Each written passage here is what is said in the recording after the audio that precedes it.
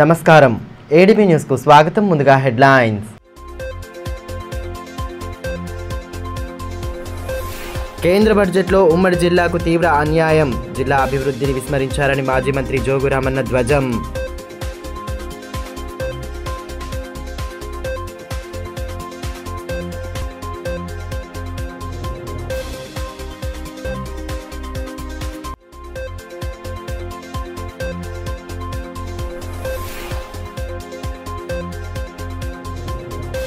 నాగోబా జాతరకు పోటెత్తిన భక్తజనం, ఆలయాన్ని దర్శించుకుని ప్రత్యేక పూజలు జరిపిన మాజీ మంత్రి జోగు రామన్న.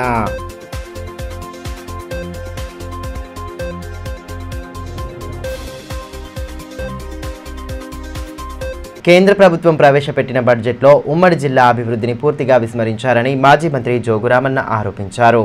స్థానిక బీఆర్ఎస్ పార్టీ కార్యాలయంలో ఆదివారం ఏర్పాటు చేసిన మీడియా సమావేశంలో ఆయన పాల్గొన్నారు. కేంద్ర బడ్జెట్ కేవలం అంకెల గారడి అని అన్నారు. ఎన్నికల సమయంలో ప్రస్తుత ఎమ్మెల్యే ఇచ్చిన హామీలు ఏమయ్యాయని ప్రశ్నించారు. గెలిచి ఏడాది దాటినప్పటికీ ఏ ఒక్క హామీలు నెరవేర్చలేదని మండిపడ్డారు. జిల్లా అభివృద్ధిపై కేంద్రం చిత్తశుద్ధి చూపడం లేదని మండిపడ్డారు.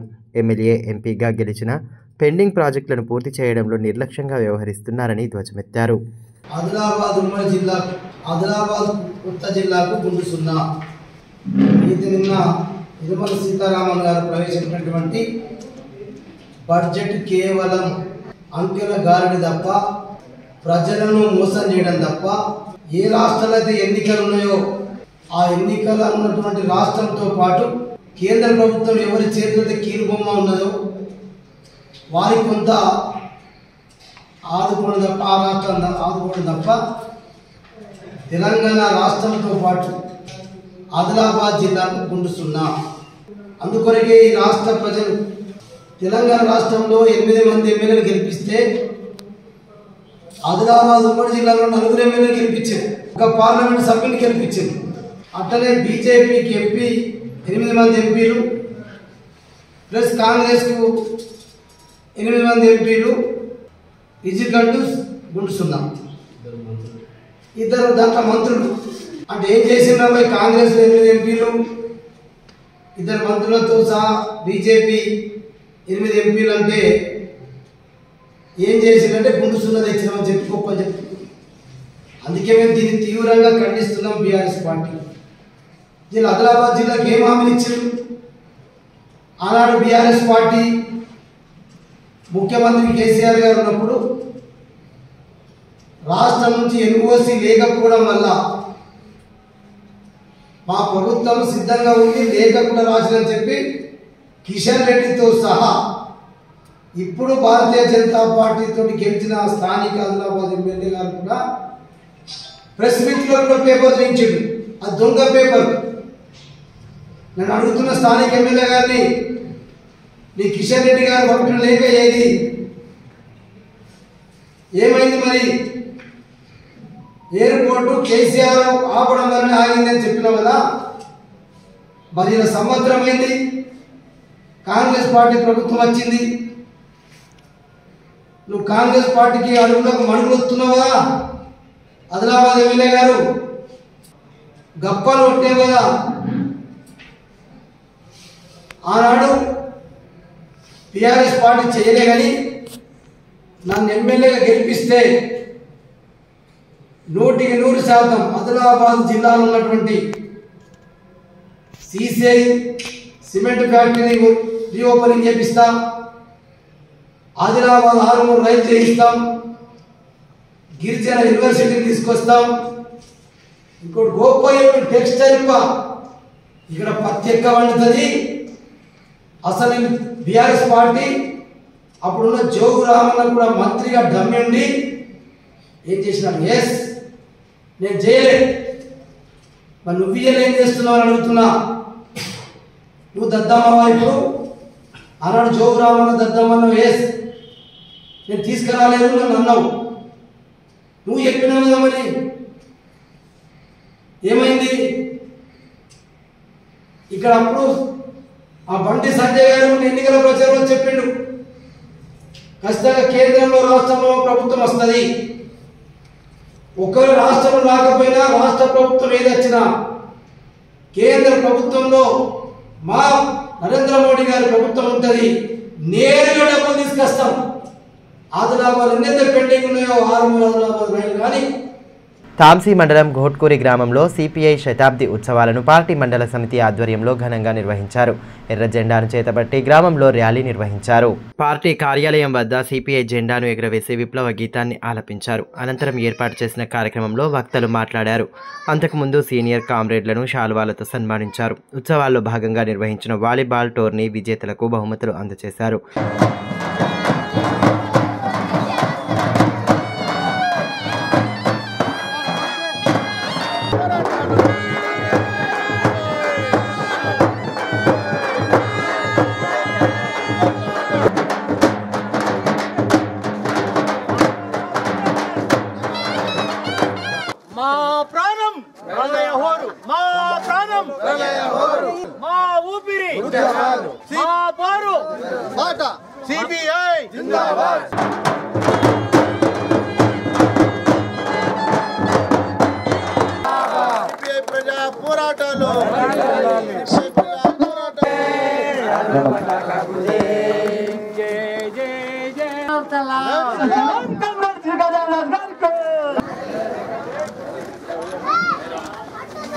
ఈ కార్యక్రమంలో సిపిఐ పార్టీ సహ కార్యదర్శి సిర్ర దేవేందర్, జిల్లా కార్యవర్గ సభ్యులు చిలక దేవిదాస్, కుంటాల రాములు, కిష్టయ్య, సట్వాజీ, రాజమౌళి, అర్ధాంగి రమేష్, కట్టకృష్ణస్వామి తదితరులు పాల్గొన్నారు.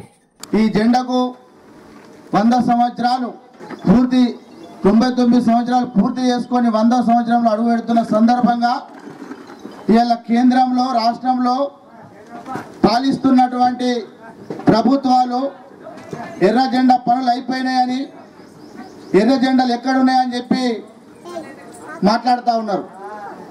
ఇలా బాబాసాహెబ్ అంబేద్కర్ రచించినటువంటి రాజ్యాంగంలో కమ్యూనిస్టులు చేసినటువంటి త్యాగాలను కూడా అందులో పొందుపరిచి ఇలా సమసమాజ స్థాపన కోసం పోరాడినటువంటి జెండా ఎర్ర జెండా. దున్నేవాడికే భూమి కావాలని, కులమతాల తేడా లేకుండా సమాజంలో ప్రతి ఒక్కరికి విలువలు ఉండాలని చెప్పేసి ఆ రోజు నుంచి నేటి వరకు కూడా పోరాడుతున్నటువంటి జెండా ఎర్ర జెండా. ఇవాళ కేంద్రంలో ఉన్నటువంటి బీజేపీ ప్రభుత్వం కానీ, రాష్ట్రంలో ఉన్నటువంటి కాంగ్రెస్ ప్రభుత్వం కానీ ఎన్నికలకు ముందు వచ్చేసరికి మాయమాటలు చెప్పి, డబ్బులు వంచి, మందును వంచి ఓట్ల రాజకీయం చేసుడే తప్ప ప్రజలను పట్టించుకునే పాపన పోలే. బీజేపీ ప్రభుత్వం ఏమో కులం మతం పైన రాజకీయాలు చేస్తూ ఉన్నది. రాష్ట్రాలకేమో మేము పెత్తనం ఇయ్యమని చెప్తా ఉన్నది. ఇలా రాష్ట్రంలోనేమో వేరే ప్రభుత్వాలు చిన్న భిన్నం అవుతా ఉన్నాయి. ఇలా కాంగ్రెస్ ప్రభుత్వం ఎన్నికలకు వచ్చేటప్పుడేమో 6 గ్యారెంటీ అని అన్నారు. ఇలా మహాలక్ష్మి పథకం తప్ప ఈ రోజు వరకు ఇంకా 5 పథకాలు అమలు కాలే. 7వ పథకం కూడా అమలు చేస్తానని రేవంత్ రెడ్డి చెప్పిండు. ఇలా కార్మికులకు సమాన పనికి సమాన వేతనం ఇవ్వాలంటే చెవున పట్టించుకోరు.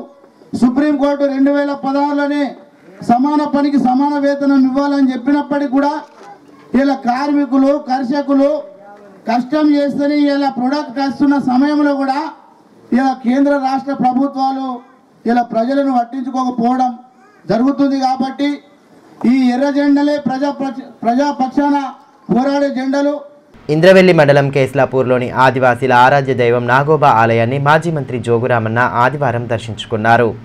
ఈ సందర్భంగా ఆలయంలో ప్రత్యేక పూజలు చేశారు. అనంతరం ఆయనను మేస్రం వంశీయులు శాలువాలతో సత్కరించి నాగోబా చిత్రపటాన్ని అందజేశారు. ఆదివాసీ సంస్కృతి సాంప్రదాయాలు ఎంతో గొప్పవని మాజీ మంత్రి పేర్కొన్నారు. బీఆర్ఎస్ నాయకులు పరమేశ్వర్, రాజు, నారాయణ, కొండ గణేష్, దమ్మపాల్ తదితరులు ఉన్నారు.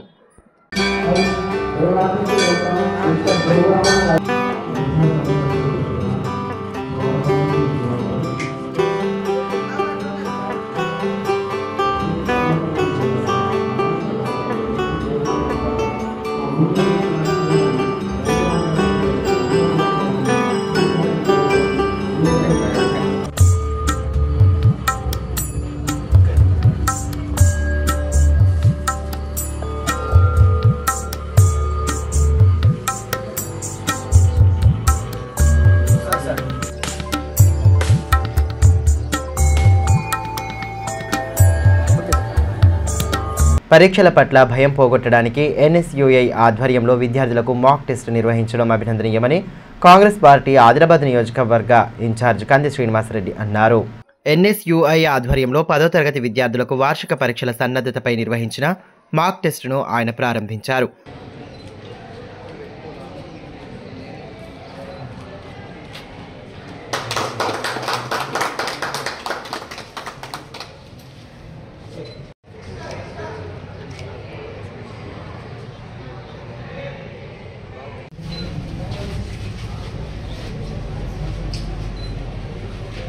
Hello everybody. Like this mock test? You like the idea of mock test? Youth Congress రాష్ట్ర కార్యదర్శి శాంతన్ రావు, జిల్లా అధ్యక్షులు చరణ్ గౌడ్, ఎన్ఎస్యుఐ రాష్ట్ర నేత కపిల్ ఉన్నారు. ఆఫ్ ఇండియా మా కాంగ్రెస్ పార్టీ అనుబంధ సంఘం వారి ఆధ్వర్యంలో 10వ తరగతి విద్యార్థులకి మాక్ టెస్ట్, అలాగే 10వ తరగతి 10th క్లాస్ పిల్లలకి అవగాహన సదస్సు, వాళ్ళలో భయం పోగొట్టి మానసిక స్థైర్యాన్ని నింపి, ఎగ్జామ్స్ అంటే పరీక్షలు అంటే భయం కాదు, పరీక్షలు అంటే ఒక ప్రాసెస్. మనం రాస్తా పోతూ ఉంటాం, అత్యధిక మార్కులు వస్తే చాలా సంతోషం, ఒకవేళ అత్యధిక మార్కులు రాకుండా కొంచెం తక్కువ మార్కులు వచ్చినా కూడా ప్రపంచమే మునిగిపోయేదే ఉండదు. We always have a another destiny waiting for us. ఇంకొక గమ్యస్థానం మన కోసం వేచి చూస్తూ ఉంటుంది. ఇదే పరీక్షల యొక్క మానసిక సిద్ధాంతం. So life never stops. Adilabad rural మండలం చాందా రాజషా వలీ దర్గా ఉర్సు ఉత్సవాలు ఘనంగా నిర్వహించేందుకు ఏర్పాట్లు చేస్తున్నట్లు దర్గా కమిటీ అధ్యక్షులు మొహమ్మద్ అష్రఫ్ తెలిపారు. ఈ నెల 4న షాహీ సందల్తో ఉత్సవాలు ప్రారంభమవుతాయని అన్నారు. అలాగే ఈ నెల 6న దర్గా ఆవరణలో మహీఫిలే సమా కవ్వాలి కార్యక్రమం, 8న ఉర్స్ కవ్వాలి కార్యక్రమాలు నిర్వహిస్తున్నట్లు తెలిపారు. ఆదివారం స్థానిక ప్రెస్ క్లబ్లో మీడియాకు ఉర్సు వివరాలను వెల్లడించారు. हर साल की तरह इस साल भी 2025 1446 हिजरी आदिलाबाद के शहंशाह हजरत सिराजुद्दीन अल मारूफ राजन शाह वली बागसवार रहमतुल्लाह अलैह चांदा दरगाह शरीफ का उर्स मुबारक आ रहा है। तमाम हजरत के चाहने वालों से पहले तो मैं उर्स की मुबारकबाद देता हूँ हमारे तमाम कमेटी की जानिब से, और हर साल की तरह इस साल भी उर्स के इंतजाम भरपूर किए गए हैं। तमाम हजरत के चाहने वालों से मैं दर्दमंदाना अपील करता हूँ कि आप जोश दरोश इसमें आके हिस्सा लें और हमारी हिम्मत अफजाई करें। और उर्स मुबारक का जो शेड्यूल है वो इस तरह से है: 5 शाबान 1446 हिजरी यानी 4 फरवरी 2025 शाही संदल जो जामा मस्जिद से बाद नमाज ऐशा निकलेगा, शहर के मुख्तलिफ गलियों से होते हुए दरगाह शरीफ पर पहुंचेगा। इसके अंदर मटका पार्टी जो हमारे सलमान साहब नागपुर से तशरीफ़ ला रहे हैं, उसके बाद में दूसरा प्रोग्राम महफिल समा का मुनक़िद किया गया है। वो 7 शाबान 1446 हिजरी यानी 6 फरवरी 2025 बाद नमाज ऐशा दरगाह शरीफ पर मुनक़िद किया गया है। इसके अंदर हमारे नांदेड़ के क़व्वाल अपना कलाम सुनाएंगे। उनका नाम है सलीम इफ्तिखारी साहब। इसके बाद में जो फाइनल प्रोग्राम है वो 9 शाबान का है। संदल शरीफ और उर्स शरीफ जो है वहाँ पर क़व्वाली का प्रोग्राम किया गया है, जिसमें हिंदुस्तान की मारूफ शख्सियत क़व्वाल वसीम साबरी साहब जो दिल्ली से तशरीफ़ ला रहे हैं। मैं तमाम हजरत के चाहने वालों से ज़ात पात का फ़र्क न रखते हुए जो हजरत का फैज़ हासिल कर रहे हैं, जो आदिलाबाद के शहंशाह है, सबके लिए उनका फैज़ जारी है। मैं तमाम कमेटी की तरफ से तमाम चाहने वालों से ये 3 प्रोग्राम में आके हजरत का फैज़ हासिल करे और हमारी हिम्मत अफजाई करे। శ్రీ మడివాలు మాచయ్య జయంతి ఉత్సవాలను రజక ఎంప్లాయీస్ వెల్ఫేర్ యూనిటీ అసోసియేషన్ ఆధ్వర్యంలో ఆదివారం ఆదిలాబాద్ బీసీ భవన్లో ఘనంగా నిర్వహించారు. ఈ మేరకు ఆయన చిత్రపటానికి పుష్పాంజలి ఘటించారు. ఆయన చేసిన సేవలను స్మరించుకున్నారు. REWUAT గౌరవ అధ్యక్షులు స్వామి, అధ్యక్షుడు ముస్కు స్వామి, ప్రధాన కార్యదర్శి లక్ష్మీనారాయణ, బీసీ సంఘం అధ్యక్ష ప్రధాన కార్యదర్శులు దత్తు శ్రీనివాస్ ఉన్నారు. జై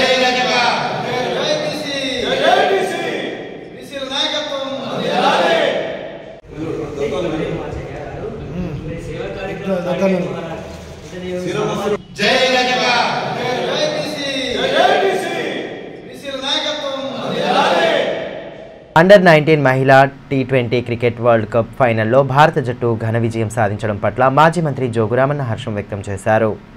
ఆల్రౌండ్ ప్రతిభతో జట్టు విజయంలో కీలక పాత్ర పోషించిన తెలుగు అమ్మాయి త్రిష ఆట తీరును ప్రత్యేకంగా అభినందించారు. వరల్డ్ కప్ సాధించడం దేశానికి గర్వకారణమని, భవిష్యత్తులో జట్టు మరిన్ని విజయాలు సాధించాలని ఆకాంక్షించారు. మహిళా క్రికెట్ జట్టు మరి ఈరోజు గెలవడం భారతదేశానికే గర్వకారణం. దీనికి ప్రత్యేకంగా మన తెలుగు అమ్మాయి భద్రాచలం సమటువంటి గొంగడి త్రిష అద్భుతంగా దాదాపు 300కు పైగా పరుగులు తీసినటువంటి త్రిషకు ప్రత్యేక అభినందనలు తెలియజేస్తూ ఉన్నాం. అదే కాకుండా 7 వికెట్లు తీసుకోవడం కూడా త్రిష ప్రత్యేకంగా ఈ గెలుపుకు ఆమెనే ప్రత్యేకంగా కారణం. కాబట్టి మరి ఇటువంటి అమ్మాయి మన తెలుగు రాష్ట్రాలలో పుట్టడం మనకు గర్వకారణం. ఇంకా ఇట్లా అండర్-19తో పాటు రేపు రాబోయేటటువంటి రోజులలో 100% అన్ని మ్యాచ్లలో పాల్గొని మహిళా జట్టు ఇంకా రెండోసారి కాకుండా అనేక పర్యాలు కూడా గెలవడానికి ఇటువంటి క్రీడాకారుని చాలా భారతదేశం టీంలో ముందుకెళ్ళాలని చెప్పి కూడా కోరుకుంటూ, ఇంకా ప్రత్యేకంగా ఆమె ఏదైతే ఈ 7 వికెట్లే కాకుండా మరి ఆమె తప్పకుండా ఈ ఆటలో మరి మ్యాన్ ఆఫ్ ద సిరీస్తో పాటు మ్యాన్ ఆఫ్ ద మ్యాచ్ కూడా ఆమె మరి తీసుకోవడం, దాంట్లో గెలుపొందడం ఇది నిజంగా కూడా రికార్డు. మన తెలుగు అమ్మాయి మరి త్రిషకు తప్పకుండా ఇటువంటి ప్రోత్సాహాలు కూడా ఇంకా ఇటువంటి వారికి దొరికితే ఇంకా వారు మున్ముందు కూడా అనేక సార్లు కూడా గెలుపొందడానికి అవకాశం ఉంటాయని చెప్పి గెలుపొందాలని చెప్పి కూడా నేను ఆశిస్తున్నాను. తలమడుగు మండల కేంద్రంలోని శ్రీ లక్ష్మీ వెంకటేశ్వర స్వామి బ్రహ్మోత్సవాలలో భాగంగా క్రికెట్ పోటీలను నిర్వహించారు. గ్రామ యువకులు ఆలయ కమిటీ ఆధ్వర్యంలో వెంకటేశ్వర ట్రోఫీ సీజన్ 2 క్రికెట్ పోటీలు ఉత్సాహంగా సాగాయి. ముందుగా బహుమతి దాతలు శ్రీ వెంకటేశ్వర స్వామికి పూజలు చేసిన అనంతరం క్రీడాకారులను పరిచయం చేసుకున్నారు.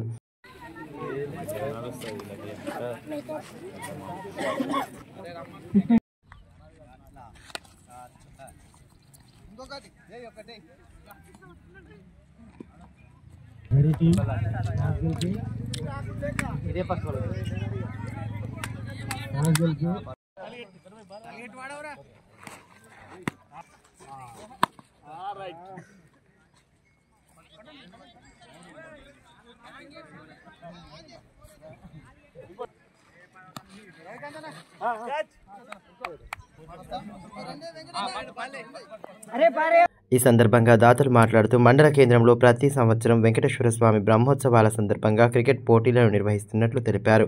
ఈ కార్యక్రమంలో ఆలయ కమిటీ అధ్యక్షులు ఇంద్రసేనారెడ్డి, గౌరవాధ్యక్షులు తిరుపతి రెడ్డి, గ్రామ పెద్దలు రవి, శ్రీకాంత్, రామరెడ్డి, సంతోష్, నరేష్, వసీం, బహుమతి దాత హరీష్ రెడ్డి, తిరుపతి తదితరులు ఉన్నారు. క్రికెట్ పోటీలు నిర్వహించడం జరుగుతుంది. ఈ పోటీలు జరుగుతాయి.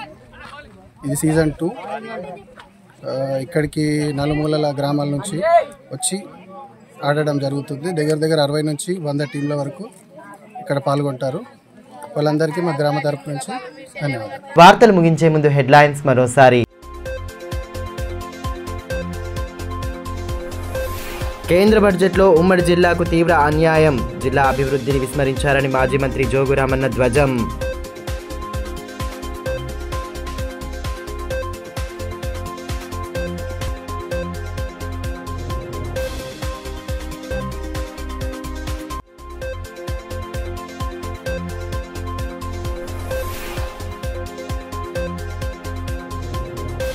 నాగోబా జాతరకు పోటెత్తిన భక్తజనం, ఆలయాన్ని దర్శించుకుని ప్రత్యేక పూజలు జరిపిన మాజీ మంత్రి జోగురామన్న.